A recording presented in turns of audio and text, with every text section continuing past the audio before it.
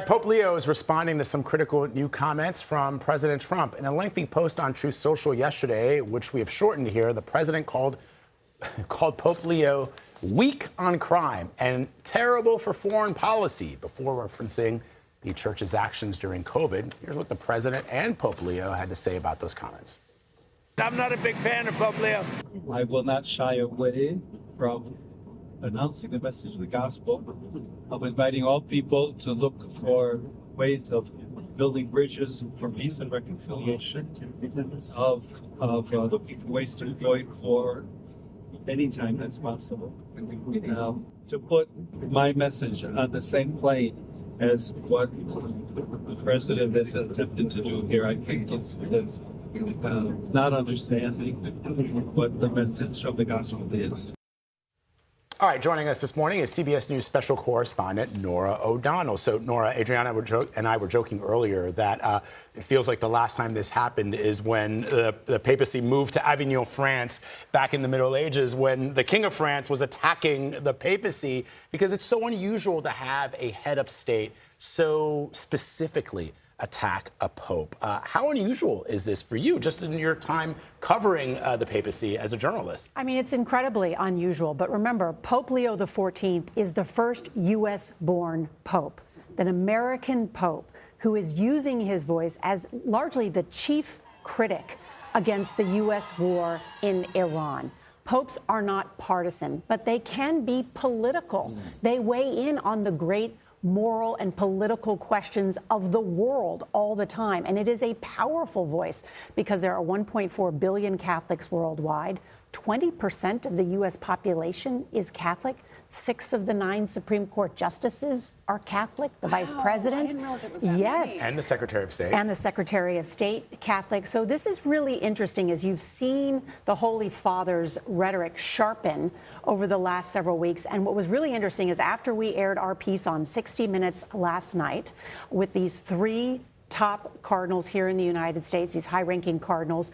Clearly, the president looks like he was watching 60 Minutes, and he responded with that Truth Social post and then 2 cameras. And then now, Pope Leo responding this morning says he has no fear of the Trump administration and that he will continue speaking out against the war in Iran. This has gotten to a whole new level. This is at a whole new level. I thought the Pope actually saying the Trump administration verbatim was really notable because before he'd been speaking out against war, speaking for peace, saying how this is all part of the gospel. In fact, up until this moment, he had not specifically named the president. Exactly.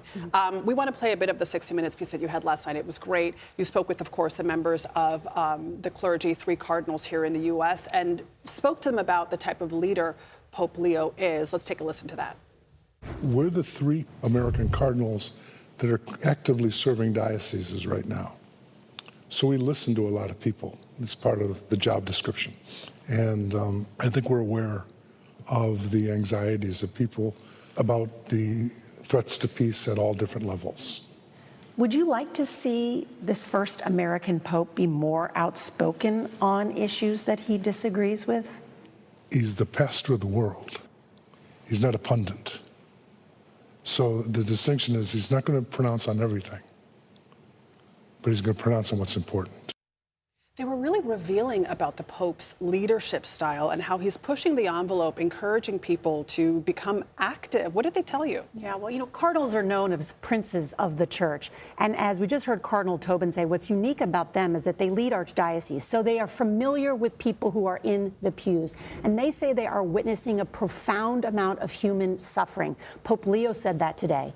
Too many people are suffering in the world today. Too many innocent people are being killed. And I think someone has to stand up and say, there's a better way.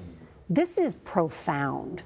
This is quite profound. And I think that's why the president engaged with these church leaders that were on 60 Minutes last night and Pope Leo. However, I think the way that President Trump engaged last night with his words and this Truth Social post, and then posting this picture of himself, portraying himself as if he is a holy figure or Jesus Christ, will be called by some blasphemous. We've already seen that this morning. And not only offend Catholics, but other Christians as well, as we have seen that reaction.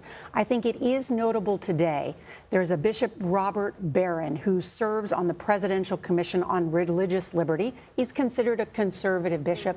This morning, he has put out that he thinks the President of the United States owes Pope Leo an apology.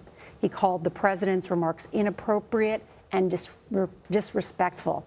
That's strong from this bishop who is very close with President Trump. And we should point out, first of all, it's incredibly important that the Pope is doing this now, because in the past, as we all know, previous popes during World War II have subsequently been called out for not taking a strong moral stance against, for example, what was happening in Nazi Germany with the Holocaust. And in just the time that we've been sitting here on the air, Nora and Adriana, the Iranian president, again, not to excuse the horrific atrocities that the Iranians have been accused of, but the Iranian president has just released a statement on behalf of a great nation. I'm quoting here: "I condemn the insult directed at you and declare and the disrespect towards Jesus, peace be upon him, the prophet of peace and brotherhood, is unacceptable to any free-minded person." So this is even the Iranian president, whether you want to say that they're trolling or not, coming out and saying they are a theocracy, saying that this is an attack. I think it's propaganda. I think that's clearly propaganda, and part of this is a propaganda war that is being waged as well. But I think what is interesting about the Catholic Church, as you point out, is the history of the Catholic Church. And there have been instances, certainly, where the church gets, many instances where the church gets involved in politics. You know, Pope John Paul II specifically made it clear to President George W. Bush that he opposed the war in Iraq. Right. You know, the bishops have in recent months put out a joint statement criticizing the mass deportation campaign by President Trump. That is very rare for them to do that. The last time they had done it was 13 years prior, when they actually put out a statement decrying the contraceptive care mandate during President Obama. So to say that, you know, the Catholic Church and bishops, they do get involved in politics. They try to stay nonpartisan, but on issues that they believe are at odds with the teaching of the Catholic Church, they have weighed in. It is rare. Pope John Paul also famously helped bring about peace and freedom in Poland during the Polish Solidarity movement back in the 1980s. So, yeah. Can we just call Vlad a human encyclopedia?